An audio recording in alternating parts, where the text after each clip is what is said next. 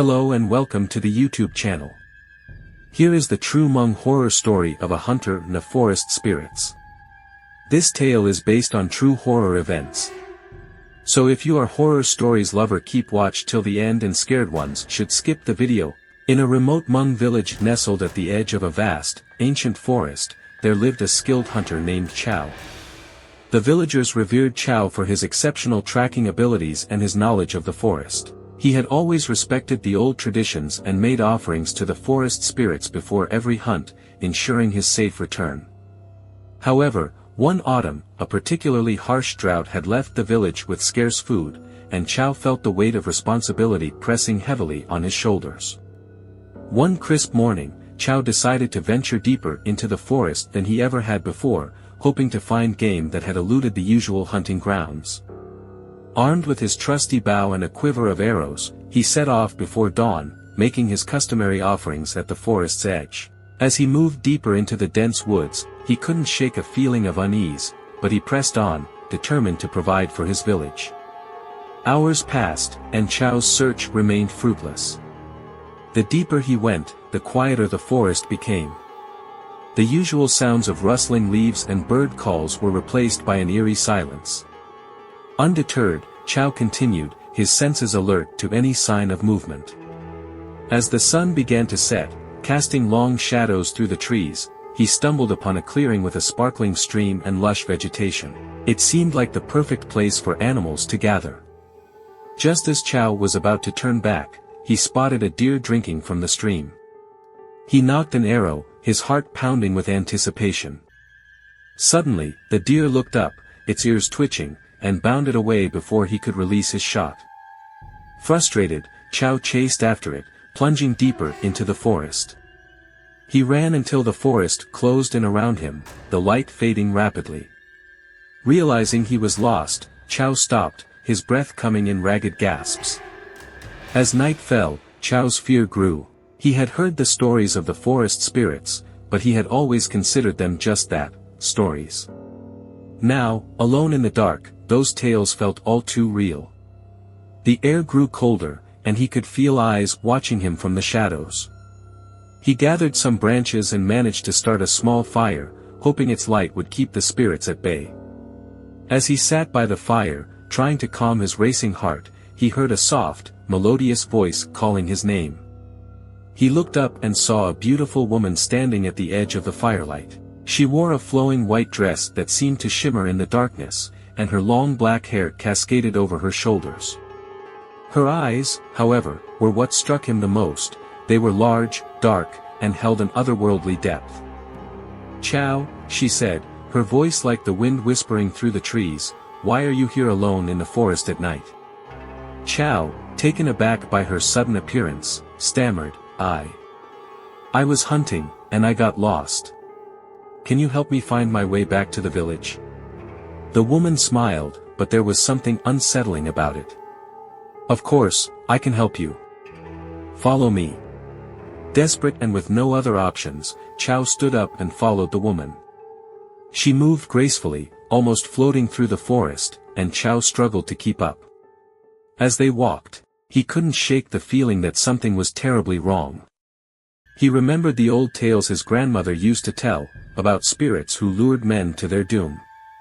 He glanced down and noticed, with growing horror, that the woman had no feet. She was indeed a spirit. His blood ran cold, and his instinct for survival kicked in. He stopped abruptly, his heart pounding in his chest. "I can't go any further," he said, his voice trembling. The woman's smile faded, replaced by a look of cold malevolence. "You should not have come this deep into the forest," she hissed. "Now, you are mine." Chow turned and ran as fast as he could, his fear giving him strength. He could hear the spirit's voice echoing through the trees, filled with rage. The forest seemed to twist and turn, branches clawing at him, roots tripping him. He stumbled and fell, but he forced himself to get up and keep running. His lungs burned, and his legs felt like lead, but he did not stop. After what felt like hours, he burst through the edge of the forest and collapsed on the ground, gasping for breath. The first light of dawn was breaking. and he could see the familiar outlines of his village in the distance. Villagers rushed to his side, helping him up and taking him home. For weeks, Chow lay in his bed, feverish and delirious, muttering about the spirit. The village shaman was called, and he performed numerous rituals to cleanse Chow and protect him from the spirit's curse. Slowly, Chow recovered, but he was never the same.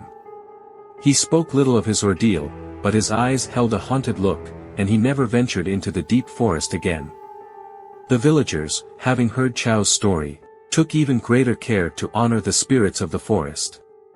They made regular offerings and respected the boundaries between their world and the spirit world.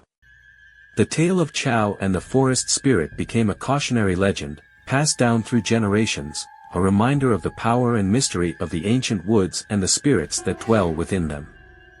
Though Chow physically recovered, he was never the same man. The once confident and fearless hunter was now haunted by nightmares and an overwhelming sense of dread whenever he neared the forest. He often woke in the middle of the night, drenched in sweat, the memory of the spirit's cold, malevolent eyes still vivid in his mind. The village shaman continued to perform protective rituals for Chow, burning incense and chanting prayers to ward off any lingering malevolent spirits. Despite these efforts, Chow remained deeply affected. He took up less strenuous work, helping with farming and repairs around the village, tasks that kept him close to home and away from the forest's edge. The story of Chow's encounter spread beyond the village, reaching neighboring communities. People began to travel in groups whenever they needed to venture into the forest, carrying talismans and offerings to appease the spirits. The forest, once a resource for hunting and foraging, became a place of mystery and danger, respected from a distance. Children grew up hearing the tale of Chow and the forest spirit, their parents using it as a cautionary tale to instill respect for the spiritual world. The village elders often recounted the story during gatherings, emphasizing the importance of adhering to traditional rituals and the dangers of straying too far from the village's protection. Years passed, and life continued in the village. One day, a group of young men, emboldened by curiosity in the passage of time, decided to explore deeper into the forest. Armed with modern tools and the wisdom of their elders, they ventured cautiously, leaving offerings at key points to honor the spirits. As they navigated the dense underbrush, they stumbled upon an ancient, overgrown shrine deep in the heart of the forest. The shrine, covered in moss and vines, was adorned with carvings depicting various forest spirits, including the one Chow had encountered. The young men realized that this shrine was likely a sacred site, a place where the villagers' ancestors had once come to pay respects to the forest spirits. The tale of Chow and the forest spirit remained a powerful reminder of the delicate balance between the human and spirit worlds, a balance that the villagers now understood and respected more than ever. The story continued to be told, a legacy of caution, respect, and the enduring bond between the villagers and the ancient forest that surrounded them.